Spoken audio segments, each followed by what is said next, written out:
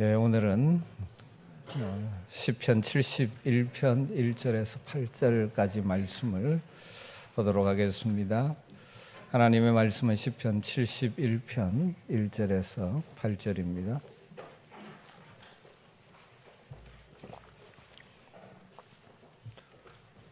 시편 71편 1절부터 8절까지 한 절씩 교독합니다. 여호와여, 내가 주께 피하오니 내가 영원히 수치를 당하게 하지 마소서.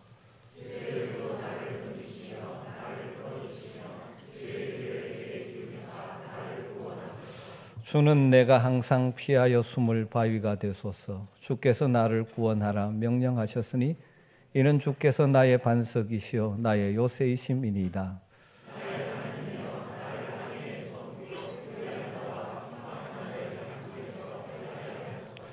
주 여호와여, 주는 나의 소망이시요 내가 어릴 때부터 신뢰한 이시라.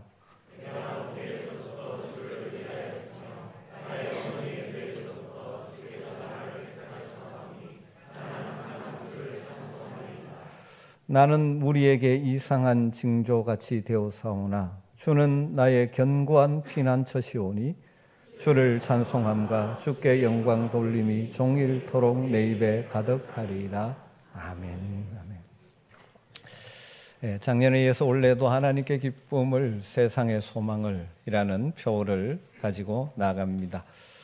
이 표어는 우리가 올 한 해도 그렇게 살기를 힘써자는 우리의 방향성을 제시하는 것이죠. 여러분, 올 한 해도 여러분의 삶이 하나님을 기쁘시게 하는 복된 삶이 되시기를 주의 이름으로 축복합니다. 그래서 지난주일에 하나님을 기쁘시게 하는 자라는 명확한 평가를 받았던 믿음의 선배 에녹을 통해서 하나님을 기쁘시게 하는 삶은 곧 하나님과 동행하는 삶이고, 하나님과 동행한다는 것은 하나님의 계심, 하나님의 살아계실 뿐만 아니라 우리 가운데 함께 하시는 분, 그래서 하나님 앞에서 살아가고 하나님의 뜻에 우리의 뜻을 맞추며 하나님을 구하며 추구하며 살아갈 때 상 주시는 이시라는 믿음을 가지고 살아가는 것이라고 말씀드렸습니다. 여러분, 올 한 해도 여러분 늘 여러분의 삶의 자리에 함께 하시는 그 하나님 앞에서 모든 일을 선택하고 결정하고 시행하며 또 하나님의 뜻에 내 뜻을 굴복시키면서 살아감으로 우리의 삶의 현장에서 상 주시는 하나님을 경험하며 사는 복이 있기를 주의 이름으로 축복합니다. 오늘은 세상에 소망을 주는 하나님의 백성으로 살아가기를 원하는데, 우리가 세상에 소망을 주는 삶을 산다는 것은 먼저 기본적으로 우리가 소망의 사람이 되어야 하는 것이죠. 여러분, 우리가 소망의 사람이 되므로 우리의 외적인 환경 때문에 절망하거나 주저앉아 있는 사람들이 많은 이 시대에 소망으로 사는 삶은 이런 것이라 하는 것을 보여주는 소망의 사람이 되었으면 참 좋겠습니다. 우리가 쉽지 않은 현실을 살아갑니다. 우리가 하나님의 자녀요 하나님의 백성이라고 해서 모든 어려움에서 자동적으로 면제되는 것은 결코 아닙니다. 사회가 문제가 있으면 그 문제를 동일하게 겪으며 살 수밖에 없고, 경제적으로 어려운 시기를 만나면 우리 그리스도인들도 동일하게 경제적인 어려움을 겪으며 살 수밖에 없습니다. 그렇지만 우리 하나님의 백성들이 다른 것은 어떤 환경을 만난다 할지라도 그 환경 속에서 낙심하고 절망하지 않고 오히려 소망을 품고 소망을 노래하고 소망을 전할 수 있다는 것입니다. 여러분, 올 한 해 여러분의 삶에 어떤 일이 있더라도 소망을 품고 소망을 노래하며 살 수 있는 은혜와 복이 있기를 주의 이름으로 축원합니다. 오늘 시편 71편을 만났습니다. 시편 71편은 위대한 소망의 사람 믿음의 대선배 다윗이 남긴 시입니다. 70편과 71편은 이어지는 시로서 다윗의 시라고 성경학자들은 다 생각합니다. 흔히 시편 71편 내용을 표면적으로 보면서 다윗의 비탄시라고 합니다. 다르게 말하면 슬픔과 고통을 하나님 앞에 토로하는 노래라는 것이죠. 이 시편 71편의 배경이 언제일까? 학자들은 많이 생각을 합니다만은 크게 두 가지로 생각들이 나누어집니다. 정확하게 나와 있지 않아서 모르지만 일부 학자들은 이 시편 71편의 배경은, 그렇게 아파하고 한탄하는 그 배경은 아마 다윗의 자신의 아들 압살롬이 반란을 일으켰을 때 쓴 시라고 그래서 추정합니다. 그럼 그렇게 생각해 보면 그 상황이 얼마나 기가 막힌 상황입니까? 다른 사람도 아니고 자신이 친히 낳은 자신의 자식이 반역을 일으켜서 궁궐에서 쫓겨났으니 무어라 형언할 수 없는 참담한 심정이었을 것입니다. 그러나 다윗은 그런 상황 속에서도 하나님을 바라봅니다. 하나님을 소망의 하나님이라고 고백합니다. 그러면서 찬송하겠다라고 결단하고 있는 것이죠. 그래서 이 시편 71편은 비탄시임과 동시에 소망시라고 할 수 있습니다. 이것이 어떤 의미에서 이 땅을 살아가는 성도들의 삶의 양면성이죠. 또 어떤 학자들은 이 시편은 다윗이 노년에 쓴 시라고 생각을 합니다. 많은 사람들이 더 그렇게 생각합니다. 왜 그렇게 생각하느냐면 9절 말씀에 근거해서 그런 주장을 하죠. 늙을 때 나를 버리지 마시며 내 힘이 쇠약할 때 나를 떠나지 마소서. 그렇다면 이 늙을 때라고 표현하고 있으니 이미 나이가 많이 든 노인 다윗의 간증이면서 다짐이라고 볼 수 있는 것이죠. 파란만장한 한 시대를 풍미했던 다윗이 그 인생 노년에 이렇게 말하는 것입니다.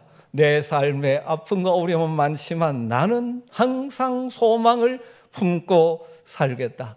소망의 하나님을 찬양하며 살겠다. 이 말은 한 인간으로서 이 세상에 왔다가 파란만장한 삶을 산 후에 아름답게 인생을 마무리하고 싶은 다윗의 간절한 소망과 결단을 담고 있다라고 생각하는 것이죠. 사랑하는 성도 여러분, 우리는 물론 다윗과는 전혀 다른 시대, 다른 상황에 살고 있지만 동일하게 우리가 믿는 하나님은 소망의 하나님이신 줄 믿습니다.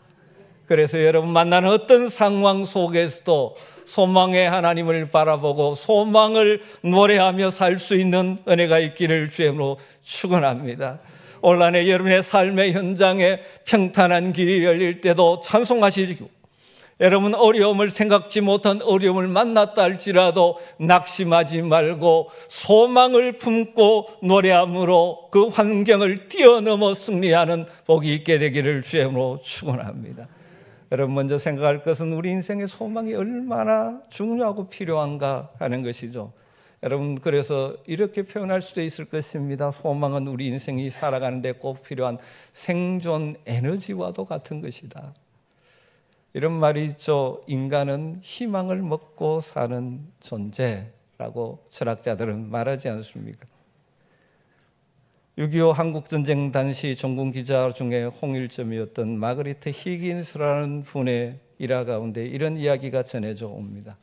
이 기자는 전쟁의 현장에서 위험을 무릅쓰고 당찬치대를 함으로 퓰리처상까지 수상했던 기자입니다. 중공군이 개입함으로 일사후퇴로 아군의 전세가 불리해져서 후퇴할 때 일이라고 합니다. 적군에 밀려 포위되어 가는 미 해병 중대를 방문하게 되었는데 얼어붙은 통조림을 따먹고 있는 한 병사와 마주쳤습니다. 그래서 이 기자가 병사에게 이렇게 물었답니다. 만일 내가 하나님이라면 당신은 내게 어떤 소원을 구하겠습니까? 그러자 그 병사가 슬픈 표정으로 이렇게 대답했다고 합니다. Give me tomorrow.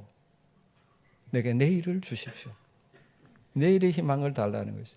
내일만 보장된다면 현재 어려움, 고생 넉넉히 견디고 이길 수 있다는 것입니다. 여러분 그 앞이 보이지 않는 상황에서 그 불안한 심정을 생생하게 표현한 말이죠. 여러분 그렇지 않습니까? 우리에게 내일의 희망이 있다면 아무리 힘든 상황이라도 참을 수 있고 버텨낼 수가 있습니다. 내일의 희망이 보이지 않기 때문에 많은 사람들이 낙심하고 주저하지 않습니까? 여러분 그런 의미에서 세상에서 가장 불쌍한 사람은 가난한 사람도 병든 사람도 힘든 인생의 길을 가는 사람도 아니라 소망이 없는 사람이라 할 수 있을 것입니다. 시편 71편은 뒤에 해석에 따르면 나이가 많아서 쓴 것이라고 보게 되면 지금 다윗은 나이가 많은 연약해져가는 육체를 안고 있습니다. 거기에다가 심각한 어려움을 만나고 있는 것으로 보입니다. 불의한 자들과 흉악한 자들이 득세하고 다윗을 공격해 오고 있습니다. 11절을 보면 심지어 그들이 다윗을 향하여 뭐라고 말합니까? 하나님이 그를 버리셨다. 하나님이 너를 버리셨어 라고 말하기도 합니다. 그러면서 건질 자가 없다. 너를 건져줄 자가 없다라고까지 말합니다. 아주 처절한 상황이죠. 그럼에도 불구하고 다윗은 잘 버텨냅니다. 견뎌냅니다. 마지막 승리합니다. 그 이유가 무엇입니까? 그에게는 소망이 있었기 때문입니다. 자신의 소망이신 하나님을 의지하는 믿음이 있었기 때문입니다. 공기가 없으면 살 수 없는 것처럼 우리 인간에게는 소망이 없으면 살아갈 수가 없는 존재죠. 여러분 소망은 실로 우리 인생이 생존할 수 있는 정신적인 에너지와 같은 것입니다. 그런데 헛된 소망이 아니라 참 소망을 우리에게 주시는 분이 있지 않습니까? 유일한 참 소망, 우리의 소망 대신 하나님이 주시는 것이죠. 우리가 기댈 수 있는 참된 소망은 어디 있습니까? 영원하신 하나님, 살아 역사하시는 하나님께 있습니다. 여러분 하나님만이 우리의 유일하고 완전한 소망인 줄 믿습니다. 다윗은 자신이 처한 참담한 상황 속에서 이런 진리를 다시 한번 확인합니다. 환경을 보면 절망할 수밖에 없는 상황입니다. 그런 가운데 다윗이 의지하고 바라보는 대상, 그 하나님은 어떤 하나님이라고 고백하고 있습니까? 5절에 다윗은 이렇게 말합니다. 주 여호와여, 주는 나의 소망이시여 내가 어릴 때부터 신뢰한 이시라. 주 여호와여, 주는 나의 소망이시여 내가 어릴 때부터 신뢰한 이시라. 그 상황 가운데서 하나님만이 자신의 소망이라고 고백하며 어려서부터 소망이신 하나님을 신뢰하며 살았지만 지금 이 순간 더 소망이신 하나님을 신뢰하겠습니다라고 고백하고 있는 것입니다. 사랑하는 성도 여러분, 그렇다면 하나님만이 우리의 진정한 소망이 되시는 이유가 무엇입니까? 하나님이 전지전능하신 분이기 때문이죠. 능력이 없다면 우리의 소망이 될 수가 없죠. 그런데 단순히 능력만 있다고 우리의 소망이 아니죠. 그 하나님이 우리를 너무너무 사랑하시기 때문입니다. 그리고 그 하나님이 우리를 떠나지 않고 우리와 함께 해주시겠다고 약속하셨기 때문입니다. 그래서 히브리서 기자는 구약을 인용해서 이렇게 표현합니다. 내가 하나님이 결코 너희를 버리지 아니하고 너희를 떠나지 아니하리라. 이 믿음을 가지고 세상의 물질, 돈에 소망을 두는 것이 아니라 하나님께 소망을 두고 살아라 권고했던 것이죠. 사랑하는 성도 여러분, 하나님이 저와 여러분을 고귀한 하나님의 자녀로 삼아 주셨습니다. 그렇게 하기 위해서 그 아들 독생자 예수 그리스도를 이 땅에 보내주셨고 십자가에서 우리의 모든 죄를 위한 대속제물로 내어주셨습니다. 그 보배로운 피로 우리의 죄를 대속하고 우리를 하나님의 자녀로 삼으신 그 하나님, 결코 우리를 포기하지 않으실 줄 믿습니다. 하나님이 우리를 사랑하시고 우리를 떠나지 않게 우리의 소망이 되는 줄 믿습니다. 여러분, 종종 우리는 하나님을 오해함으로 하나님께 실망했다라고 표현하지만 사실은 하나님은 절대 우리를 실망시키시는 분은 아니십니다. 세상에 속한 것들은 때로는 우리를 실망하게 하죠. 좋을 때는 좋지만 언제든 우리를 떠날 수 있고 실망케 하는 것들이 우리 주변에 많죠. 정말 철석까지 믿었던 사람에게 실망할 때도 있지 않습니까? 여러분, 그러나 우리 하나님은 결코 그렇지 않습니다. 하나님의 신실하심, 하나님의 그 사랑을 삶의 현장에서 경험하면서 이런 찬양의 가사를 지어 불렀고 우리가 즐겨 부르기도 했지 않습니까? 여러분, 이 찬양이 여러분의 고백이 되었으면 좋겠습니다.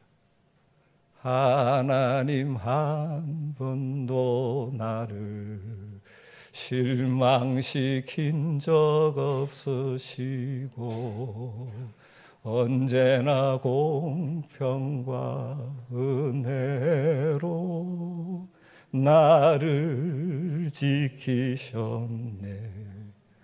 오 신실하신 주, 오 신실하신 주, 내 너를 떠나지도 않으리라, 내 너를 버리지도 않으리라.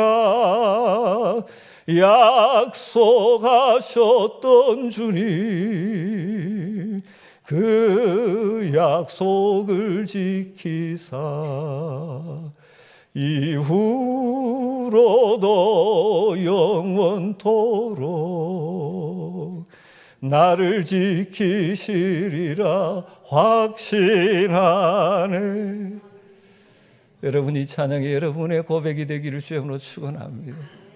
다들 그러셨겠지만 저 역시 살아오면서 수많은 낙심의 상황을 경험할 때, 하나님 앞에 나아갈 때 그 신실하신 하나님을 바라볼 때마다 다시 일어설 수가 있었습니다.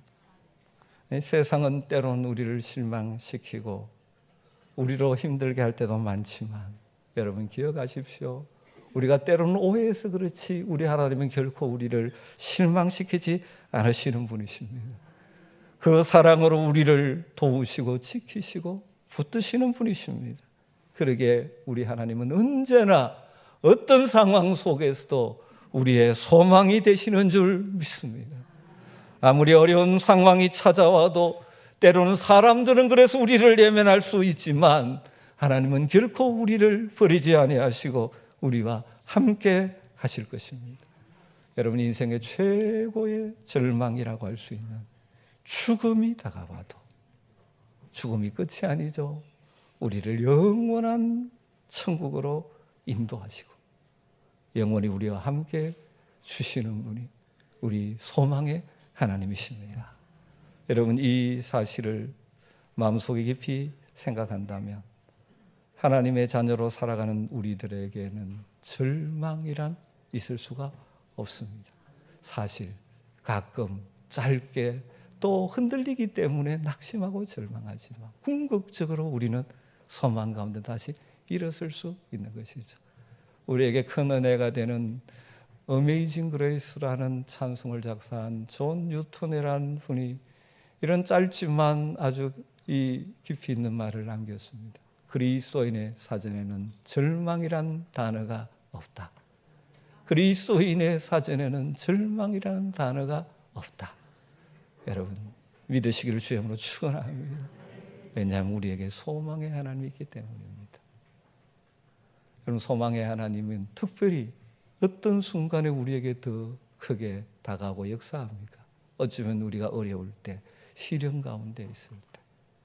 그래서 그것을 뛰어넘게 되어지면 우리는 소망의 산 증인이 되어 살아갈 수 있는 것이죠. 우리가 하나님을 믿지 않는 사람들과 다른 것 중에 하나가 무엇입니까? 아무리 어려운 상황을 만나도 소망을 잃지 않는다는 것이죠. 왜냐하면 하나님 우리의 소망이시기 때문입니다. 그런 의미에서 사실 우리에게 다가오는 환경적인 어려움들은 오히려 기회도 될 수가 있죠. 어떤 기회가 됩니까? 우리의 소망이신 하나님을 체험할 수 있는 증거할 수 있는 기회가 되는 것이죠. 그 어려움이 있기 때문에 그 어려움을 소망 가운데 이겨내며 그 하나님을 신뢰하며 이겨낼 때마다 소망이신 하나님이 정말 나의 하나님이라는 사실을 더 깊이 깨닫게 되어지고 주변 사람들에게 소망의 하나님을 보여줄 수 있는 것이죠. 여러분, 우리가 살아가는 현실은 결코 만만치 않지 않습니까? 여러분, 참 쉽지 않은 또 한 해를 우리가 살아가야 합니다. 아마 마음의 부담과 짐이 되는 분들도 있을 것입니다. 그러나 어려울 때일수록 우리는 우리의 믿음을 작동시켜야 하는 것입니다. 특별히 소망의 하나님을 신뢰하는 믿음. 그래서 어떤 상황 속에서도 감사와 찬송을 잃지 않는 성도다운 성도의 삶을 보여주는 은혜가 있기를 주님으로 축원합니다. 참으로 어려운 상황이지만 소망의 하나님을 바라보며 의지하는 다윗의 결단, 다윗의 고백을 들어보시겠습니까? 6절에 이렇게 고백합니다. 내가 모태로부터 주를 의지하여 싸우며 나의 어머니의 배에서부터 주께서 나를 택하셨사오니 나는 항상 주를 찬송하리이다. 지금 다윗의 상황은 어렵습니다. 그런데 뭐라고 말합니까? 나는 어려서부터 주님을 의지했습니다. 하나님이 나를 택해 주신 줄 믿습니다. 그러기에 항상 주를 찬송하겠습니다. 8절에도 이렇게 고백하죠. 주를 찬송함과 주께 영광 돌림이 종일토록 내 입에 가득하리이다.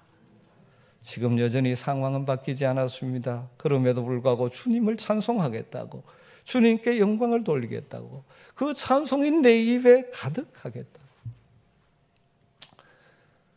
여러분, 우리의 믿음의 선배들은 참 어려운 때를 살면서 믿음으로 승리해 왔습니다. 저희 부모님 세대만 해도 경제적으로나 참 어려운 때들을 경험해 왔습니다. 그러면서도 제가 자라면서 늘 봤던 것은 저희 어머님의 입술에서 찬송이 떠나지 않는 것. 여러분 자녀들에게 물려줄 것 참 많이 있지만 여러분의 그 믿음의 삶, 소망 가운데 믿음으로 모든 상황을 이겨내는 그 모습들을 보여주시기를 주님으로 축원합니다. 참 어려움의 때를 살았기 때문에 저희 어머님의 찬송은 대부분 다 단조입니다. 희한하게도 단조로 부르십니다. 밥을 하면서도. 그런데 그 속에는 믿음이요 소망입니다. 사랑하는 성도 여러분, 어떤 상황 속에서도 다윗처럼 결단하기를 주님으로 축복합니다. 내 입술에는 찬송이, 주님께 영광 돌리는 것이 떠나지 않겠습니다. 루즈벨트 대통령이 세계 대공황 당시에 그 어려움을 극복해 나갈 때 국민들에게 외쳤던 유명한 말이 이것이라고 하죠. 아마 많이 들어보셨을 텐데요. 그 공황으로 인해 어려움 속에 있는 그들을 향하여 그렇게 외치며 이겨내자고 했다고 합니다. 우리가 두려워할 대상은 그 두려움 자체이다. 사실은 두려움 그것 때문에 포기해버리니까 이겨내지 못할 때가 참 많죠. 그가 그렇게 외칠 수 있는 가장 근본권은 하나님을 경외하는 신앙 때문이었다고 말합니다. 그는 휠체어를 타는 장애인이었지만 국민을 당당하게 이끌어 그 위기의 때를 이겨냈다고 하죠. 여러분, 사실은 우리가 왜 절망하고 무너집니까? 두려움이 우리를 지배해버렸기 때문에. 여러분, 그럴 때일수록 우리 믿음의 사람들은 믿음을 발휘해야 됩니다. 소망의 하나님을 붙들어야 하는 것입니다. 사랑하는 성도 여러분, 올 한 해도 믿음으로 우리의 소망이신 하나님을 바라보고 붙드시기를 주님으로 축원합니다. 그래서 여러분의 삶이 평탄할 때도 찬송하시고 힘든 길을 갈 때도 그 소망의 하나님을 의지하기에 입술에서 찬송이 떠나지 않는 복된 삶이 되었으면 참 좋겠습니다. 나의 소망, 나의 하나님을 믿음으로 붙드시기를 주님으로 축원합니다. 이것이 이 험한 세상을 승리할 수 있는 믿음의 비결인 것입니다. 다윗이 그러한 힘든 상황이 있지만 믿음으로 하나님을 바라보죠. 1절부터 3절을 보면 이렇게 고백합니다. 내가 여호와여 내가 주께 피하오니 내가 영원히 수치를 당하게 하지 마소서. 주의 의로 나를 건지시고 나를 풀어주시며 주의 길을 내게 기울이사 나를 구원하소서. 주는 내게 항상 피하여 숨을 바위가 되소서. 이 힘든 상황에 다윗은 하나님께로 피했습니다. 하나님은 언제라도 바라주는 피난처시고 견고한 피난처가 되십니다. 그의 인생을 안전하게 지켜주시는 바위요 요새가 되십니다. 그래서 하나님께 피했다라고 말합니다. 다윗은 다른 시편에서 이렇게 고백하고 노래했죠. 나의 영혼아 잠잠히 하나님만 바라라. 무릇 나의 소망이 그로부터 나오는도다. 오직 그만이 나의 반석이시오 나의 구원이시오 나의 요새이시니 내가 흔들리지 아니하리로다. 사랑하는 성도 여러분, 다윗이 어려움이 없기 때문에 소망의 삶을 산 건 아니죠. 그래서 마음이 흔들리기도 했겠죠. 그래서 스스로에게 다짐하고 고백하는 것이죠. 나의 영혼아 잠잠히 하나님만 바라라. 무릇 나의 소망이 그에게서 남이라. 8절에 이렇게 말합니다. 자기의 영혼에게 말했던 그가 주변 사람들 백성들을 향하여 그 확장하여 말합니다. 백성들아 시시로 그를 의지하고 그 앞에 마음을 토하라. 하나님은 우리의 피난처시로다. 하나님만이 소망이시기에 그분만을 바라보고 그분만 의지하고 그분께 부르짖어 기도하며 살아갈 때 우리는 환경을 뛰어넘는 소망의 사람으로 살아갈 수 있다는 것입니다.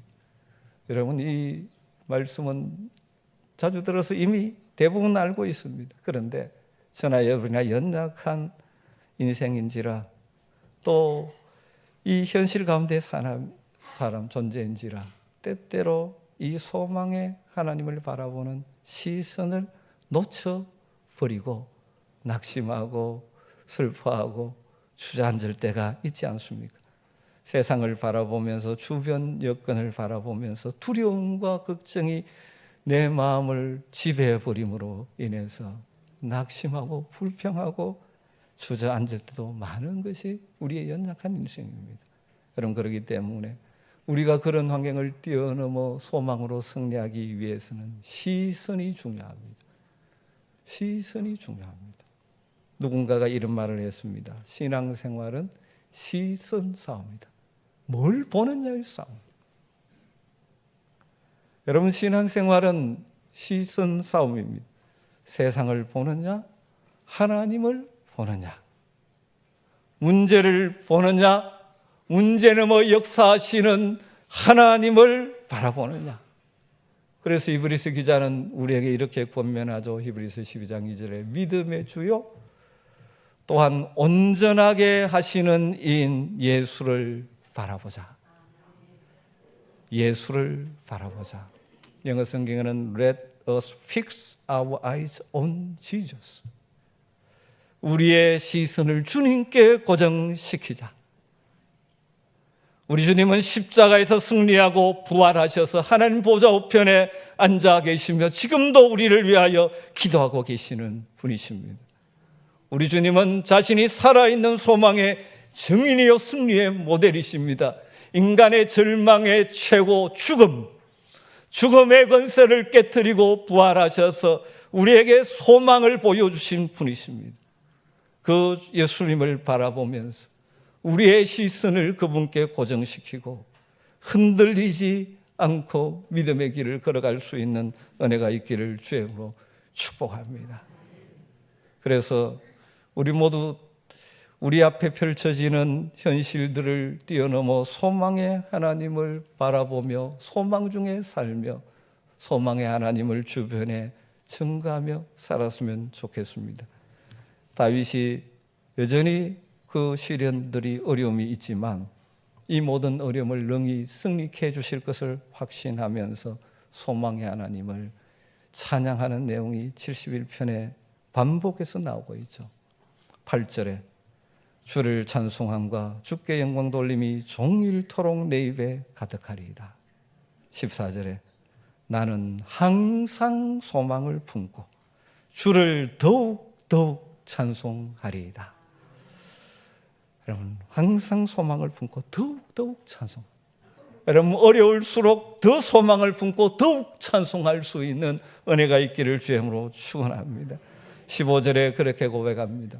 내가 청량할 수 없는 주의 공의와 구원을 내 입으로 종일 전하리이다.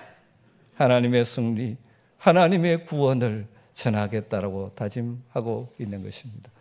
사랑하는 성도 여러분, 2020년 올 한 해 목회자로서 간절히 원하는 것은 여러분의 가정과 일터와 자녀들의 인생 가운데 평탄함이 있었으면 참 좋겠습니다. 목회자로서 성도들의 아픔과 힘든 일 같이 품고 기도하는 일도 참 쉽지는 않은 일입니다. 그러나 여러분, 평탄하지만은 않을 것입니다. 어떤 일을 만날지도 모릅니다. 내가 생각하지 못했던 벽에 부딪히기도 할 것입니다. 우리를 힘들게 하는 상황들도 맞이할 것입니다. 여러분, 그럴 때일수록 더 소망의 하나님을 바라볼 수 있게 되기를 주의 이름으로 축원합니다. 소망의 하나님께 우리의 믿음의 시선을 고정시키고 그 하나님께 부르짖어 구함으로 그 주시는 은혜를 덧입어 올 한 해도 여러분의 발걸음 넉넉히 견디고 이기며 나아가고 그 걸음 뒤에 하나님 주시는 선한 열매들을 맛보게 되는 복이 있게 되기를 주임으로 축원합니다. 그래서 우리 주변에 저분은 정말 소망의 사람이라고, 그래서 우리의 소망의 하나님이 보여지고 증거되어지는 통로가 되었으면 좋겠습니다. 우리 하나님은 소망의 하나님이십니다. 그 하나님을 신뢰하고 원래도 담대하게 믿음으로 달려갈 수 있게 되기를 주임으로 축원합니다. 기도하겠습니다. 하나님 감사합니다. 한 해를 시작하면서 다시 한번 우리의 소망 되시는 하나님 바라보게 하시니 감사합니다. 올 한 해 우리 앞에 어떤 일이 있을지 모르지만 두려워하지 않게 하여 주시옵소서. 소망의 하나님께 시선을 고정시키고 그 하나님을 신뢰하는 믿음을 발휘해서 올 한 해 우리 성도들의 가정과 일터와 삶의 현장에서 소망의 하나님을 보여주는 소망의 사람들 다 되게 하여 주시옵소서. 예수님의 이름으로 기도드리옵나이다. 아멘.